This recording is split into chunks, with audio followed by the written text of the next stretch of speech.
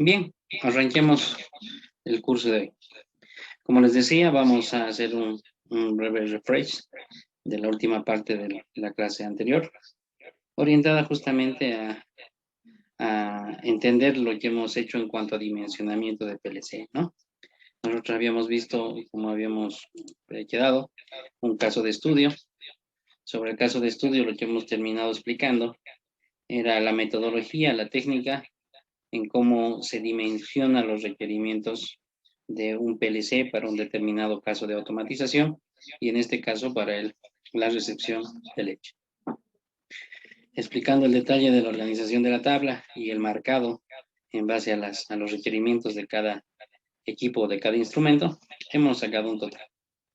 A esto le hemos llamado que esto es nuestro requerimiento en periferia en cuanto a lo que es entradas y salidas para el PLC que necesitamos. Después, con lo que hemos trabajado en la parte del manejo del catálogo del logo en las primeras clases, y con ese criterio hemos hecho esta selección. El mecanismo es el mismo, hemos tabulado y hemos puesto de cada una de las selecciones sus capacidades, ¿no? En el mismo orden como habíamos colocado aquí las columnas.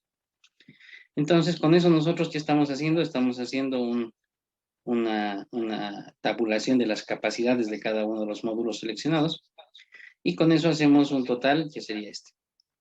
Cuando revisamos el total de la capacidad de esta selección, vemos que cubre las necesidades de este requerimiento. A partir de ahí, habíamos dicho de que ya entramos en el detalle de la lista del IO Lists, ¿no? Que justamente es una tabla que ustedes van a encontrar que se utiliza mucho, referida justamente a hacer la forma en detalle del orden y de la asignación a cada entrada del PLC. ¿Qué muestra esta lista de input-outputs? Justamente está mostrando de cada módulo comprado, seleccionado, está mostrando justamente su direccionamiento. Miren, aquí dice I00 dividido 00, que implica esto, el número de la entrada, rack y slot, ¿no? Este es el CPU, el logo, que aquí tiene sus entradas y sus salidas. Cuando pasamos al siguiente módulo, que en este caso son analógicos, ahí miren, ha cambiado a 01, 01, porque tiene dos canales. Pasamos a otro módulo 02, 02, otros dos canales. Y después entramos a los módulos combinados de entradas y salidas. Aquí tengo 4 entradas y aquí tengo 4 salidas, 4 entradas, 4 salidas, 4 entradas y 4 salidas. ¿Sí? Entonces, con esa combinación estamos mostrando lo que hemos seleccionado en la hoja anterior, pero ya en detalle cada entrada y qué instrumento le estamos asociando. Entonces, este detalle de saber las ubicaciones, las direcciones de los módulos y sus entradas, y la asignación de cada una de estas entradas, a este arreglo le llamamos el IO list, ¿no? La lista de entradas y salidas, que justamente esta es la herramienta, el documento frontera, que es la conexión entre lo que se hace en cableado y lo que se hace programado. ¿Eh? Por eso es que nosotros, como estamos en la parte de programación, estamos mencionando el documento y estamos explicando el cómo se interpreta. Justamente después, digamos, donde terminan generando esto de la parte cuando se arma el tablero, el cableado del tablero, esto es lo que nos permite empalmar en forma adecuada la parte del hardware con el software. Bien, explicar esa metodología y ahora hablando de lo que es el listado de entradas y salidas. En la sesión de hoy lo que tenemos que cubrir es el manejo de contadores, ¿sí? Otro bloque básico, característico y muy potenciado en este caso del logo, que es necesario en la mayoría de las aplicaciones de automatización. Y en este caso nosotros vamos a ver una aplicación muy interesante, en donde mediante este bloque contador vamos a crear una estructura de un puntero para a partir de ese movimiento del puntero poder navegar pantallas, ¿sí? Entonces, la clase de hoy apunta al tema del bloque contador, al tema de las pantallas y a ver una estructura estándar, digamos ya un arreglo que funciona en el logo, pensado, y lo explicamos, ¿no? Pero el arreglo está pensado justamente para permitir la navegación de pantallas en el logo. De esa manera podemos potenciar, es decir, usar mejor la pantalla HMI que tiene el logo. ¿Para qué? para a partir de esa pantalla poder controlar, como es en nuestro caso, el arranque de bombas, el control del lazo de temperatura y pantallas de alarmas, ¿no? Que es lo que también nos interesa ver. Bien, con esa línea, con ese enfoque, comencemos a hablar del bloque contador, ¿sí? Entonces aquí volvemos a la parte teórica clásica. Los bloques contadores dentro de lo que son PLCs son estructuras muy necesarias, ¿sí? Dentro de la cuestión clásica, cuando nos metemos a contadores, hablamos de contadores up y down, contadores ascendentes y descendentes, ¿sí? ¿Qué se entiende por un contador ascendente? Es un bloque que permite en una de sus entradas que ingresen pulsos. Ese cambio de 0 a 1, de 0 a 1, que se considera un pulso, es contado por el bloque.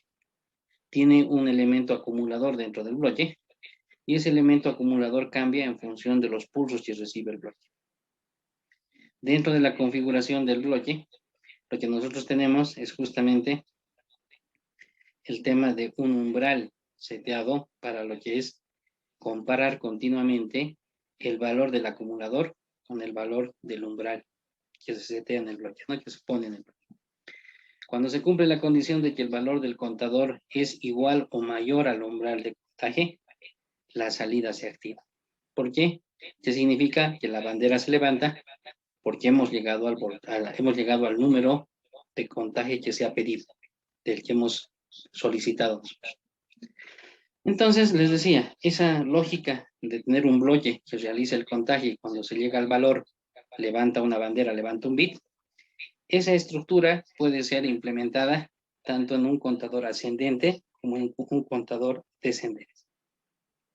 El descendente funciona en forma similar y más bien es en el valor en donde nosotros podemos decir, digamos, 0, cuando llegue a descender, digamos, de 10, 9, 8, y si el valor mínimo es 0, cuando llegue al valor de 0, la salida se apaga o la salida se prende. No podemos cambiar. En este caso se va a apagar. Entonces tenemos contadores ascendentes y contadores descendentes. En diferentes PLCs también pueden haber variantes de bloques, ¿no? Pero estos serían los dos básicos. Pero de esa cuestión básica, en este caso de la oferta de este controlador logo, los programadores, los diseñadores, tienen una propuesta interesante combinada, ¿sí? Dentro de la estructura, dentro de la biblioteca de los bloques contadores, no nos presentan un bloque separado para el contador ascendente y tampoco, y no tienen otro bloque para el descendente. Tienen un bloque unido, ¿sí? Presentan un bloque que es un contador up-down o adelante-atrás, que se configura en el mismo bloque. Yo puedo configurar en el bloque si quiero que se comporte como ascendente o si quiero que se comporte como descendente. Esa configuración es parte, digamos, del bloque y como van a ver en este caso, sí termina siendo hasta parte de la lógica y con esa capacidad este bloque nos permite hacer justamente el manejo de punteros de pantallas, ¿sí? Entonces, con esa explicación y entendiendo que en el logo esto viene en un solo bloque, vamos a ver la explicación, la ayuda de este bloque. Dice, descripción breve. Dependiendo de la parametrización, dice, un impulso de entrada incrementa o reduce un valor interno, se refiere al acumulador. La salida se activa o desactiva cuando se alcanza un umbral configurado. El sentido de contagio puede cambiarse con una señal de entrada de dirección. Entonces, el valor de una entrada del bloque nos va a decir si tiene una dirección ascendente o descendente. En función del valor de esa entrada, va a comportarse como un contador up o como un contador down. ¿Estamos de acuerdo? Si es así, vemos la ayuda del bloque y nos damos cuenta que tiene 3 entradas. La primera es la R de reset. La segunda es el valor a contaje, entrada a contar. Y la tercera es la dirección. Internamente, aquí dice par, están los parámetros que vamos a poder configurar. Y el bloque tiene una salida, que en este caso es la salida Q. Entonces, todos estos elementos que reconocemos del bloque, ¿de qué bloque? Del contador arriba abajo, ascendente, descendente. ¿Sí? Entonces, de este bloque reconocemos estas entradas Y vamos a leer ahora, si ya ubicamos cuáles son las entradas, vamos a leer sus descripciones. La entrada de R dice, la de reset. Una señal en la entrada R pone en cero el valor de contagio interno del acumulador del contador, lo pone a cero. La entrada del contador dice, la función cuenta los cambios de estado que ocurren cuando esta entrada cambia de 0 a 1 en la entrada contagio. Los cambios de 1 a 0 no se cuentan. Se puede utilizar como entrada lo siguiente. Entradas input 3, 4, 5, 6 para contadores rápidos. Solo en los contadores 12, 24 RCE. ¿Sí? O sea, aquí hay un detalle importante. Si nosotros queremos contar señales de alta frecuencia, solo podemos hacerlo con estas entradas específicas y solo en este tipo de controlador, ¿no? Eso habíamos dicho en las diferencias cuando hemos hecho el repaso del catálogo. Máximo 5 kHz. Si la entrada rápida está conectada directamente con el bloque de función, contador atrás y adelante. Cualquier otra entrada o componente del circuito para señales de baja frecuencia, tipo 4 Hz, o sea, baja frecuencia de la señal. Entrada de dirección. El sentido del contagio se ajusta mediante el valor de esta entrada. Cuando esté en 0, es un contagio hacia adelante, ascendente. Un contador ascendente cuando este valor esté en 0. Y cuando el valor esté en 1, es un contagio descendente, un contagio hacia atrás. Los parámetros internos, justamente podemos setear el valor en off, el umbral en on y el umbral en off, ¿no? Justamente cuando se comporte como contador ascendente o cuando se comporte como contador descendente. La salida se activa en función del valor de contagio y de los valores umbrales ajustados. Depende del valor del acumulador y depende cuánto están nuestros umbrales ascendente y descendente. Bien. Como decimos, toda esa descripción, que es correcta, se termina de complementar, se termina de entender cuando justamente vemos el diagrama de tiempos. ¿Sí? Aquí nos está describiendo justamente la función. Dice, en cada entrada de flanco positivo en el contador interno se incrementa. En 1 si la dirección está en 0, o se reduce en 1 si la dirección está en 1. La entrada del reset permite restablecer el valor inicial para el contagio interno. Mientras el reset esté en 1, la salida también está puesta a 0 y no se cuentan los impulsos de entrada. Si la remanencia no está activada, la salida Q y el tiempo expirado se reinician tras producirse un corte de alimentación. Aquí está hablando de remanencia, es un tema que vamos a ver en la última clase, referido a guardar valores en el caso de que se corte la energía. Salida Q se activa o desactiva en función del valor actual de contagio y de los valores umbrales ajustados. Bien. Vamos a interpretar ahora, entender este diagrama de tiempos. ¿Sí? Si yo veo aquí, me fijo aquí, reconozco, esta es la entrada de reset, esta es la entrada de contagio, esta es la entrada de la dirección, y lo que aquí yo veo es la salida. Y lo que me está mostrando aquí es la gráfica del valor del acumulador, aquí está voltaje interno de contagio, el acumulador, y en función del acumulador, cómo está comparando con los umbrales. Aquí está el umbral on-off, los han puesto igual, los han puesto en sí. ¿Qué quiere decir? Que el reset está en 0. Los pulsos están llegando a la entrada de contagio. La dirección está en 0. Entonces es un contador ascendente. Comienza a entrar el primer pulso y el valor del acumulador cambia de 0 a 1. Entra el segundo pulso, 2, 3, 4. El umbral de comparación es 5. Cuando se llega a 5, la salida ya estaba en 0, cambia a 1. ¿Por qué? Porque hemos llegado a contar pulsos y ya están iguales o mayores al umbral de contagio. Cuando esto se sigue contando, la salida sigue estando en 1 porque el acumulador sigue subiendo. De repente aquí le han cambiado la dirección. De que era ascendente, lo han puesto en 1, entonces ahora comienza a comportarse el bloque como un contador descendente. Si es un contador descendente de lo que estaba, como siguen entrando pulsos, cada pulso comienza a bajar. Cuando está de bajada y cruza el umbral off, que es igual al on igual a 5, ese cruce hace que la salida se apague.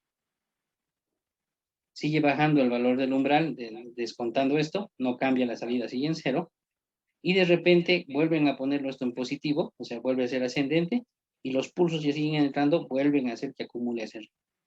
Vuelve a cruzar el umbral, vuelve a cambiar la salida a 1.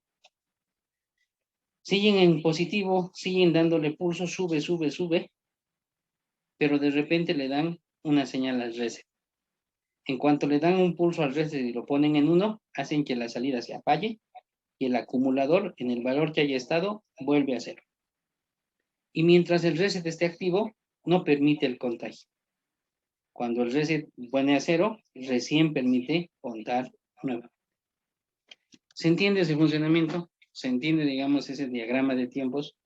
¿Se entiende ese tipo de operación? ¿Sí? Bien, entonces necesitamos nosotros, después de esta explicación de la teoría, la particularidad de este controlador y de ver cómo funciona este bloque, necesitamos ahora experimentar el funcionamiento de esto. ¿Sí? Entonces, vamos a tratar nosotros de hacer funcionar nuestro bloque contador y replicar este diagrama de tiempos, este funcionamiento. ¿Sí? Para que después de esa prueba nosotros podamos agarrar y meternos ya una aplicación de lo que es las pantallas. ¿Sí? Bien, entonces vengo aquí y voy a comenzar a llamar a nuestra aplicación del logo. Enseguida les comparto la pantalla. Ahora sí.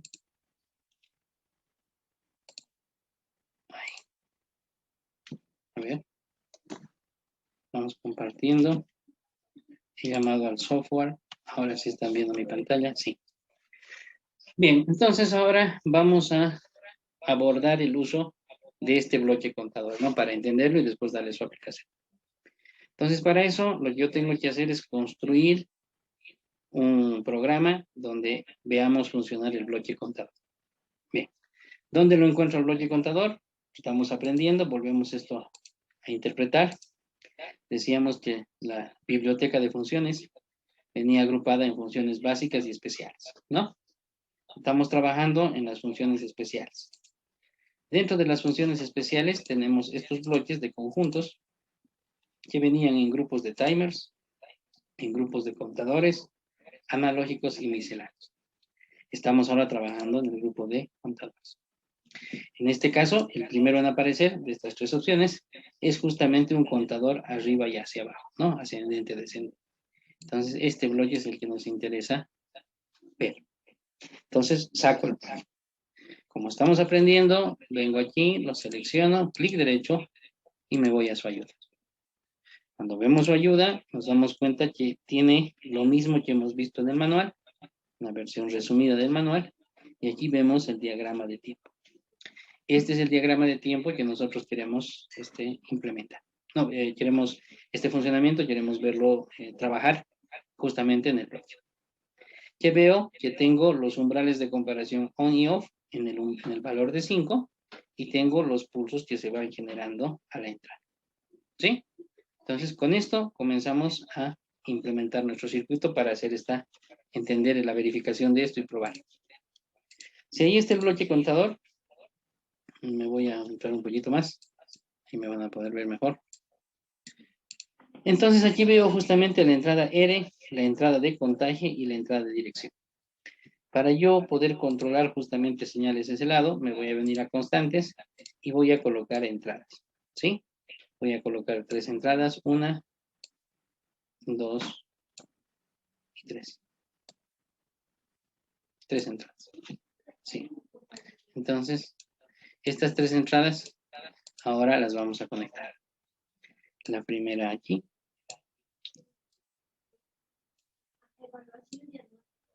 Ahí está. Y para ver la salida, necesito justamente un output. Y la voy a poner. Y hacemos la conexión. Y ahí está. Hemos armado una estructura para ver la operación de este bloque contador, adelante y atrás. Y hemos conectado estas señales de entrada para ver su simulación. Entonces, como estamos aprendiendo, vamos a comenzar a poner etiquetas. Esto de aquí es reset. Esto de aquí es los pulsos de contagio. pulsos de voltaje. Y este de aquí es la dirección. Entonces, así nos queda más claro, ¿no? Dirección. Bien. Tengo las tres entradas, tengo esto. Esto de aquí es mi salida. Cuando, digamos, se llega al valor de contagio, es la salida que nos interesa ver si se pone en 1 o en 0, ¿no? Salida. Y finalmente ahora tenemos que configurar los parámetros internos del bloque. ¿Cómo hacemos eso? Venimos aquí, hacemos doble clic. Y como les decía en el ejemplo del diagrama de tiempos, vamos a colocar los umbrales on-off iguales en primera instancia en 5. Después voy a hacer una variante para que entiendan cómo opera si cambiamos, si no son iguales los dos umbrales. ¿Sí? Ahí está. Bien, entonces ahora queremos comprobar y verificar el funcionamiento según el diagrama de bloques, según esto. Entonces, ¿qué vamos a hacer? Vamos a venir, la dirección va a estar en 0, el reset va a estar en 0, vamos a dar los valores de contagio y vamos a ver cómo esto incrementa el acumulador. Cuando el acumulador llegue a 5, tiene que cambiar la salida a 1. Y yo voy a llegar hasta 8, digamos, un valor más arriba, y tiene que seguir en 1. Cuando lleguemos a ese valor, voy a hacer este cambio y vamos a ir hacia abajo y vamos a ver que cuando crucemos viniendo de arriba hacia abajo el umbral de 5, tiene que volverse a apagar. ¿Sí? Veamos eso. Entonces yo vengo aquí y voy a simular. Tengo en la simulación justamente el reset, tengo lo que es los pulsos de contagios del medio y tengo aquí el I3 que es la dirección. Mi acumulador, si yo me fijo, está en 0, ¿no? Este es el valor de mi acumulador. Entonces comienzo a darle los pulsos, la I2. Entonces vamos, sube y baja el acumulador en 1. La salida sigue apagada. 2, 3, 4. Estamos en 4, el umbral de comparación está en 5, 5, la salida está apagada. En cuanto genere un pulso más, vamos a llegar a 5 y de esos 5 debería prenderse la salida. Vean, le doy aquí, 5, la salida se prende. ¿Por qué? Porque hemos llegado al valor de contacto. Si me fijo en mi diagrama, ¿en qué parte estoy? Estoy justamente en este momento en donde hemos cruzado 5 y hemos visto cómo la salida de 0 ha pasado a 1. Voy a seguir contando hasta 6, 7 y debería seguir la salida en 1. Entonces vengo aquí, continúo, 6, 7. Ahí está. La salida sigue en 1. Se está comportando como dice el diagrama de bloques. Pero en este punto de 7 ahora le vamos a cambiar la dirección de 0 a 1. Le voy a dar más pulsos y deberíamos ver cómo baja 7, 6 y cuando baje de 5 tiene que cambiar la salida de 1 a 0. Entonces vengo aquí, cambio la dirección. La dirección que estaba en 0 la pongo en 1, ahí está la dirección. Y ahora sigo dándole los pulsos. Le doy un pulso y está bien, está descontando de 7 a 6. Le doy otro pulso más, está en 5. Cuando crucemos 5, que es el umbral, debería apagar la salida. Listo, apagó la salida. Estoy justamente en lo que hemos visto allí, en este diagrama. He cruzado, voy a pasar un nivel más, voy a venir aquí. Un pulso más, ahí estamos en 3, está apagada la salida.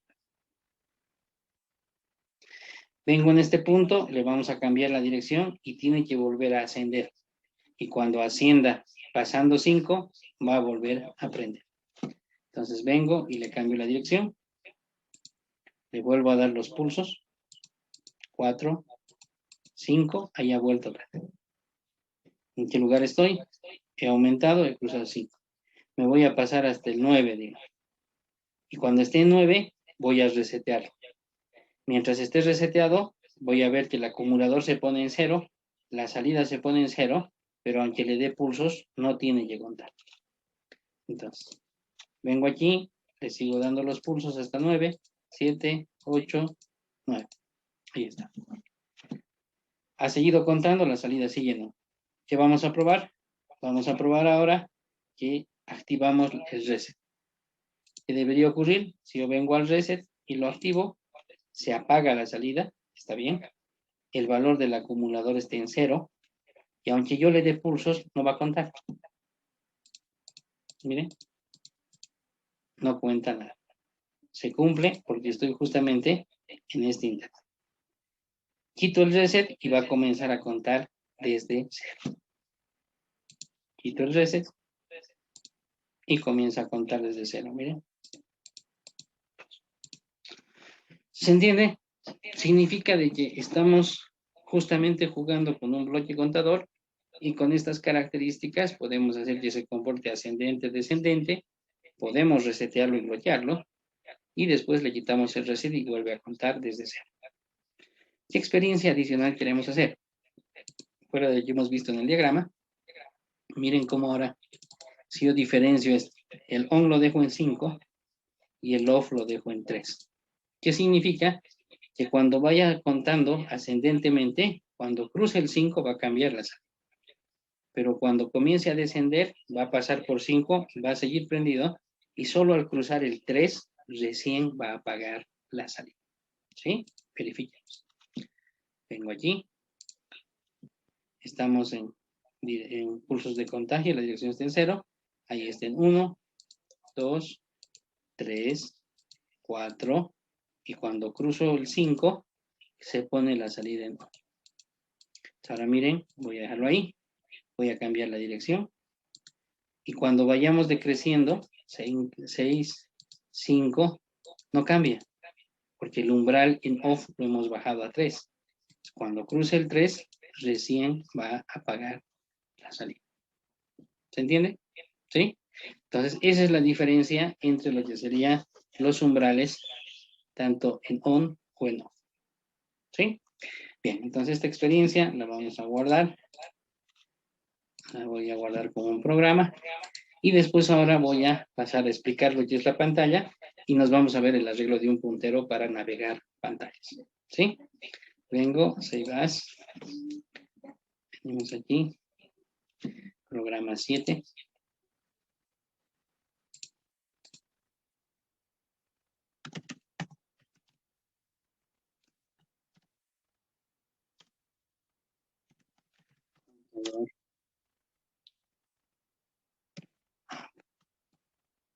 No. ¿Sí? Doble clic.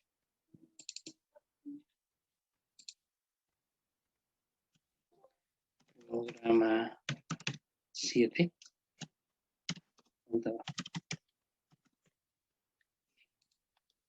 Listo. Entonces, aquí estamos. Esto de aquí lo cierro y se los paso al grupo WhatsApp. ¿Sí? Vamos aquí. Tenemos el curso. Y se los mando.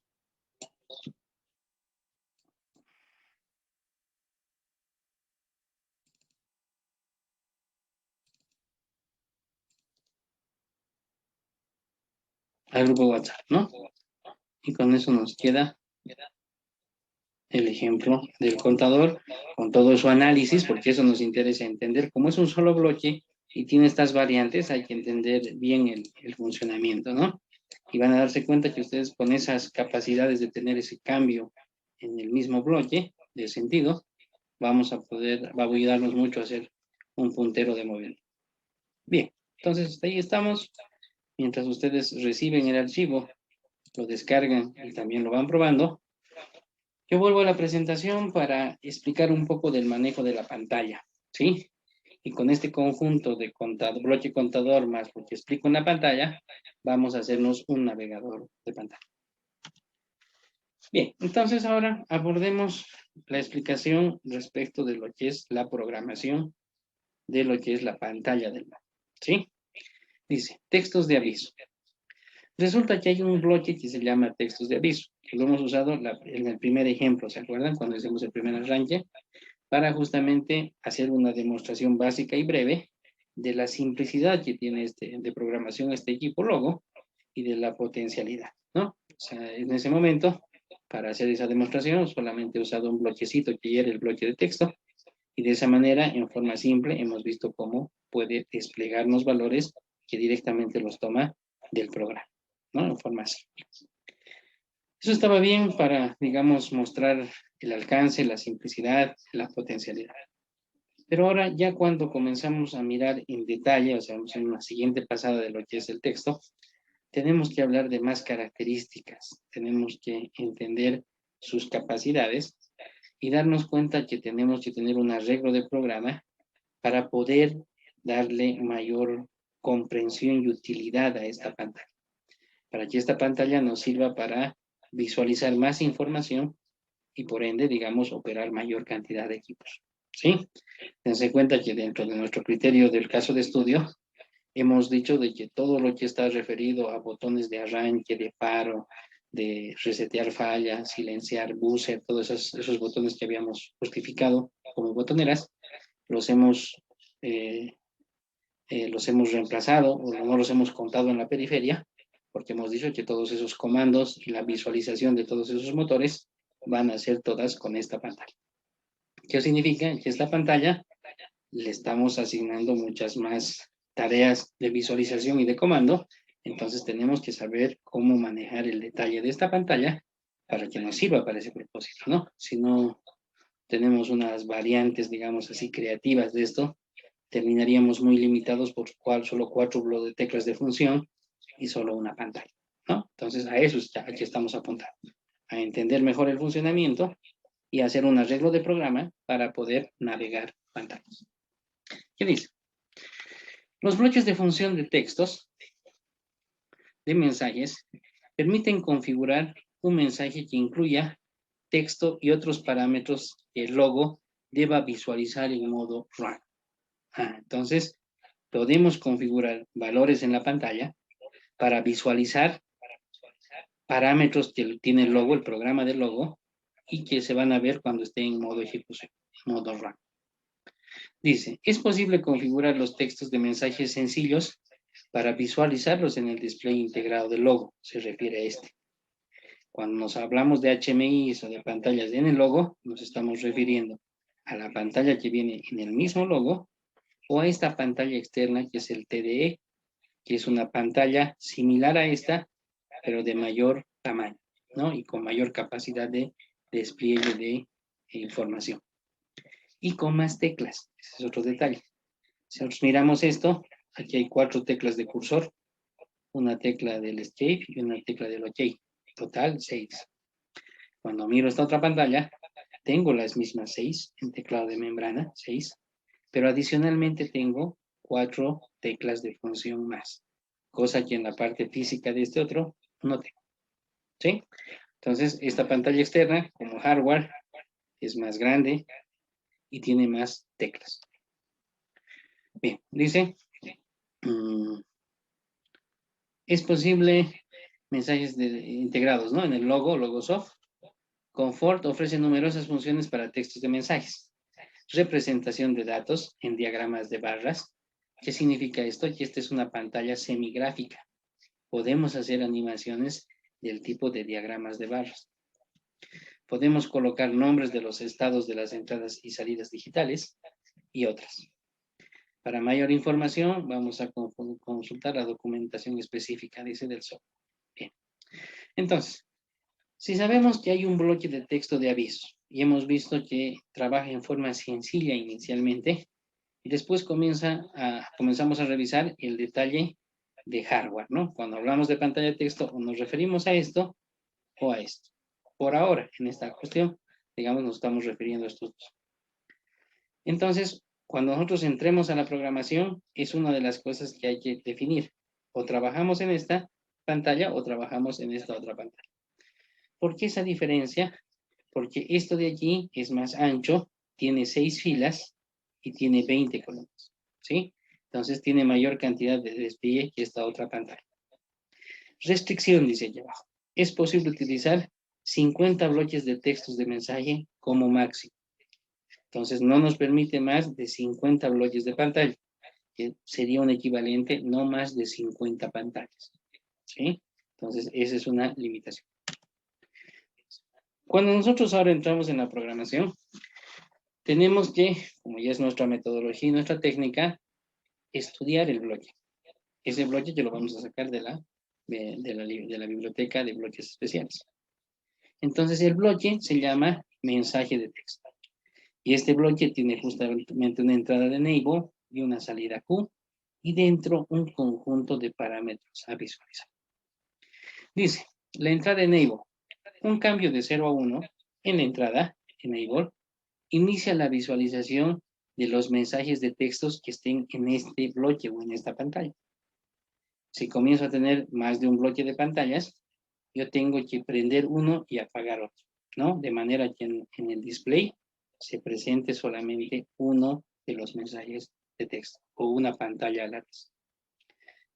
¿Qué va a pasar cuando, por cualquier lógica, sea error o no, tengamos habilitados dos pantallas? Tiene justamente dentro de uno de los parámetros la prioridad, ¿sí? Y ahí se configura la prioridad de las pantallas. Y llegado el momento en donde se activen dos o tres pantallas al mismo tiempo, en el logo se va a desplegar, en la pantalla TDE se va a desplegar la que tenga mayor prioridad. La salida Q dice, permanece activa mientras está activado el texto de mensaje. Para saber si esta pantalla se está mostrando, yo puedo revisar el estado de la salida Q. ¿Estamos? Bien, los parámetros, y son resumidos aquí, los tenemos que ver dentro de su ventana de parámetros porque tiene muchas opciones, entonces eso lo vamos a ver ya en la parte aplicativa. Bien, dentro de lo que es el manejo de pantallas, la teoría esta, fuera de hablar de las dos pantallas, de una es más grande, tiene más teclas, de cómo se comporta el bloque, también tenemos que hablar de estas capacidades adicionales que tiene la pantalla HMI, tanto la del logo como la del TD. En este caso, las pantallas estas les han asignado posiciones de memoria de marca, posiciones de memoria tipo M, ¿sí? Habíamos dicho tipo I, entradas, tipo Q, salidas, y tipo M, marcas de bits internas en el programa del PLC. Dentro de toda esta variedad de marcas que hay en el PLC, les han asignado ya marcas reservadas que activan capacidades de la pantalla. ¿Qué quiere decir? Las marcas que pueden ser, ¿no? Aquí dice, ¿no? En el logo 8 dispone de 64 marcas digitales, de la M1 a la 64. Y dice que dentro de estas marcas, las marcas de arranque, dice, el logo activa la marca M8 en el primer ciclo de programa. Por consiguiente, puede utilizarse como una marca de arranque dentro del programa. Desactivar M8 al final del primer ciclo. La marca M8 puede utilizarse para los demás ciclos, ¿no? Está mostrando el uso de la marca del bit inicial, ¿no? Del primer ciclo, la primera vuelta, el M8. Y así como tiene estas marcas, esta M8, tiene valores de marcas asignados para manejar estos colores de fondo de pantalla. Yo escribiendo un 1 o un 0 en esos valores de marcas que tiene ya establecido para las pantallas, yo puedo activar un fondo claro en blanco, prender el fondo blanco, un fondo en ámbar y un fondo en rojo. ¿Para qué es útil esto? Porque miren, ya toda la pantalla se convierte como en una lámpara. Cuando el lugar es oscuro, cuando tocan la pantalla, podemos activar esto de modo de que quede bien iluminada la pantalla para que el operador visualice bien. Cuando ocurra un evento que no es normal, una advertencia, podemos desde el programa poner la pantalla en amarillo. Eso justamente está mostrando una operación que no es una alarma, es un evento, pero que ya no es lo normal, ¿no? Advierte, es una advertencia. Y cuando ocurra una alarma y la detectemos, podemos cambiar al fondo rojo. Esto nos ayuda mucho, porque como esta pantalla es más grande, que se ponga en rojo, el rojo es muy intenso en esta pantalla, se visualiza pues, a mucha distancia, con mucho más, se visualiza mucho más que una lamparita pequeña de 22 milímetros de color rojo. Entonces, miren, ya la misma pantalla con toda su área trabaja como si fuesen tres tipos de lámparas de colores que podemos nosotros manejar desde el programa, ¿no? Entonces, eso le da muchas capacidades al hoyito, versatilidades. solamente prender en blanco, digamos, cuando alguien lo esté operando y después se apaga solo para no gastar energía ni gastar la iluminación. Trabaja en blanco, una advertencia en amarillo y una alarma en color rojo. Para que nosotros podamos encender esos colores de la pantalla, hay que activar estas marcas. La marca M25 prende en color blanco, dice, la pantalla del logo. En cambio, si activamos la marca M26, prendemos en color blanco la pantalla del logo, del externo, del grande. Podemos tener, nosotros estamos trabajando con un logo con pantalla, y después de donde el operador esté la pantalla TDE, puede trabajar igual. Entonces yo puedo, hasta en forma diferenciada, mandar a prender el fondo de pantalla y el color, tanto de lo que es el tema de la pantalla TDE, como de la pantalla del logo. ¿Se entiende? ¿Sí? Para cambiar al color ámbar, yo puedo tener la marca M28 para la pantalla pequeña que está encima del TDE, y la marca 30 del logo, perdón, la pequeña, y la marca 30 para la pantalla grande TDE. La 29 para el color rojo para la pantalla sobre el logo, y la 31 para la que está en la pantalla TDE. ¿Sí? Una nota dice, la retroiluminación del logo TDE tiene una vida útil de 20.000 horas de trabajo. Ese es un tema no menor y justamente justifica este uso de las marcas para que nosotros solamente mandemos a prender la iluminación cuando sea necesario y cuando estén operando alguna tecla, ¿no? Para no dejarlo todo el tiempo prendido, porque también tiene este tiempo de horas útiles la iluminación de la pantalla. ¿Se entiende? Estamos en lo que queremos mostrar en estas capacidades. Vamos a volver ahora al software de programación con el afán de ahora mostrar un arreglo en donde podamos verle la utilidad a estos bloques de